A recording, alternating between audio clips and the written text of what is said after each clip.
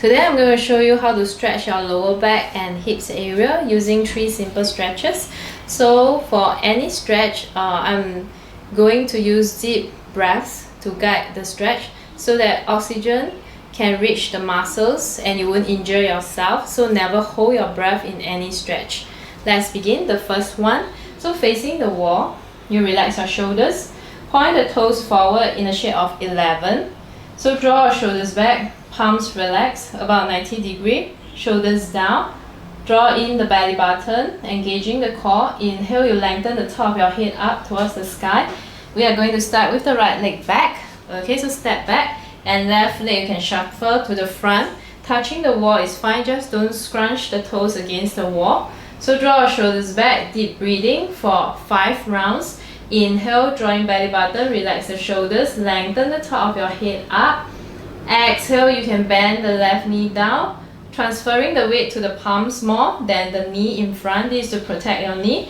Exhale more and you push the right thigh backwards, straightening the right knee further and stepping the right heels down. Okay, keep breathing. 3 more breaths. Inhale, draw shoulders back and lengthen the top of your head up, ears away from the shoulders. Exhale, you push the right thigh back, grounding the right heels. And now as you inhale, you lengthen up, drawing belly button. Exhale, I want you to lengthen the tailbone down, so you notice a little action in the buttocks area, pointing it downwards while pushing your right thigh back. This will have a bigger or a deeper stretch here.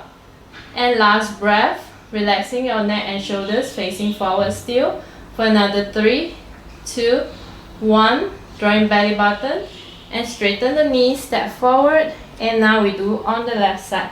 So step back, okay, draw shoulders back, inhale, lengthen the top of your head up, drawing your belly button, engaging the core. Exhale, you bend the right knee, transferring the weight to both your palms, supported by the wall, and press the left heel down, straightening your left thigh backwards.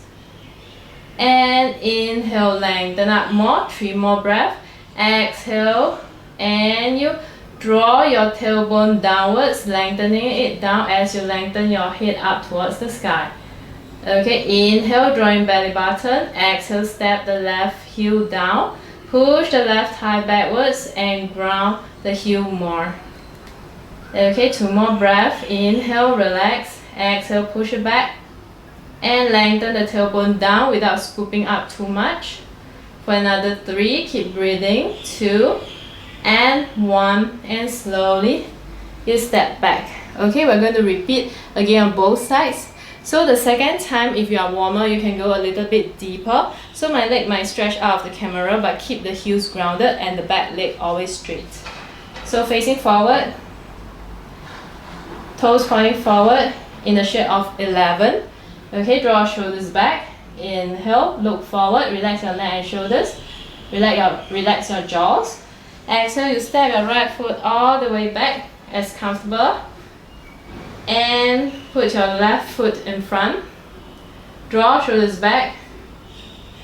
And ground the right heels behind. And draw the tailbone down and lengthen up towards the sky. Okay, so the weight should still be on the palms and the right heels behind. 2 more breaths. Inhale, you can use Ujjayi's breath, which is in my another video. This is a very deep breath, will bring a lot of good oxygen into the muscle. And last 3, drawing belly button, lengthen up as you ground the right heels back. And 1, and slowly you will straighten up and we'll do the other side. Okay, so step your left foot back further as much as you can, which is comfortable for you, listening to your body all the time. Shoulders always relax, face, jaws and neck relax. Draw shoulders back, drawing belly button. Inhale, you face the hip towards the wall. Exhale, you step the left heels down and lengthen the top of your head up towards the sky. Okay, and you can bend the knee further, making sure the left foot behind is straight, pushing the thigh backwards and lengthening the tailbone down towards the floor at the same time without over scooping. For another 3, 2, 1, drawing belly button, using the palms support you, come back. Very nice. Okay, the second exercise we'll use the wall is a chair with wall post. So we're going to use a block, or if you have no block, you can use a cushion, a bolster, or roll a thick towel.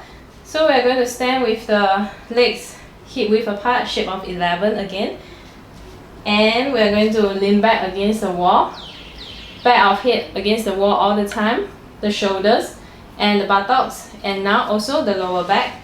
As we step 2 feet away from the wall, we're going to put a block between the thighs. Okay, so normally there's an arch and your hands can go through, so this is not recommended. Before we start the exercise, we need to flatten the lower back such that your hands cannot go through anywhere along the back. So as you push your arch or lower back into the wall, you can feel a release of the lower back muscle, and it should be evenly against the wall and not one side more and the other side coming up. So stay here for 3 breaths first, feeling even on both sides. Sometimes we have imbalance on one side, that's fine. That is stiffer and usually the weaker side. So what you can do is you push in the weaker side more, working it, breathing deeply all the way. And 2 and 1. Okay, and slowly from here we're going to stand up. Okay, relax a bit. Okay, so the arch is back, and now we are going to go back again.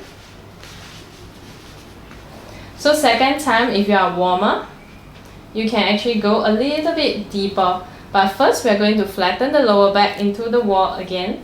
So the back of the head should always be against the wall, shoulders against the wall, and the lower back, so no gap. So close your hip against a support, it can be a block. Now you can go a little bit lower, okay, and push the lower back into the wall all the time. So at the same time, squeeze the block. Once you squeeze the block, you should be able to feel the lifting of the pelvic muscle, which is at the base of the core. So this will activate your core, and this will also activate your psoas muscle. If we sit too long sometimes or stand too long in one posture, the muscle become very stiff. So if you lengthen and strengthen it, the muscle will actually become more flexible and become good quality muscles to support your good posture. So draw shoulders back, back of the neck long. You can do a little chin tuck as you stay here for another 10 more seconds. So squeeze the block, tuck in the tailbone, push against the wall, the lower back, no gap, and slowly drawing belly button and you slide up. Okay, so this is chair against the wall pose. And next we're going to do the last exercise, the last stretch, which is a full squat. So if your core and balance is okay, you can actually stand with your feet hip width apart or together. Together will be more challenging. So you can go down this way, okay, and just hug your knees. You can even place your head down to give your back one good stretch. Okay, so the side view will look like this.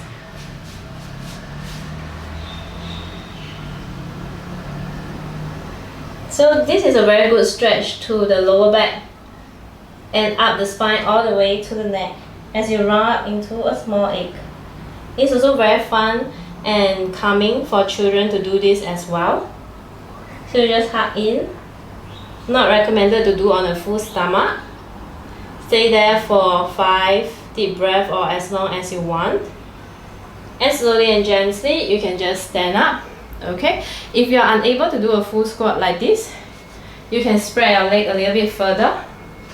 Okay, and you can even point the toes out a little bit if you are opening up your legs, so that when you bend your knees down, the knees are pointing the same direction as your toes. This is to protect the joint so that they wouldn't be misaligned as you go down into the deep squat.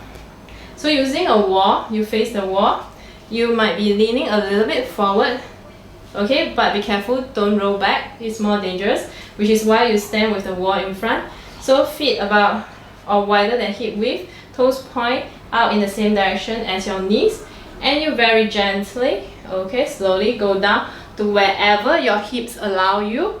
Okay, if it's here, you can use deep breath, 10 breath, and slowly As you breathe deeply, you relax your hips down and you go down like this. Okay, you can stay here as well. You can do a full squat with a wide hip stretch like this, or you can do a closer one like this and stretch the lower back as well. So stay again for 10 breaths here. If your heels cannot touch the floor, you can tiptoe or even use a roll towel or block on both sides to do this, if it's more comfortable for you to go down. Okay, so use props to support yourself in all the poses. If your body is not ready or the pose is not available for you at this time, just go easy and don't injure yourself. This is just a stretch. And slowly and gently, if there's a roll towel, use something stable so that you won't lose your balance, and slowly you will come up. Okay, so enjoy the stretch.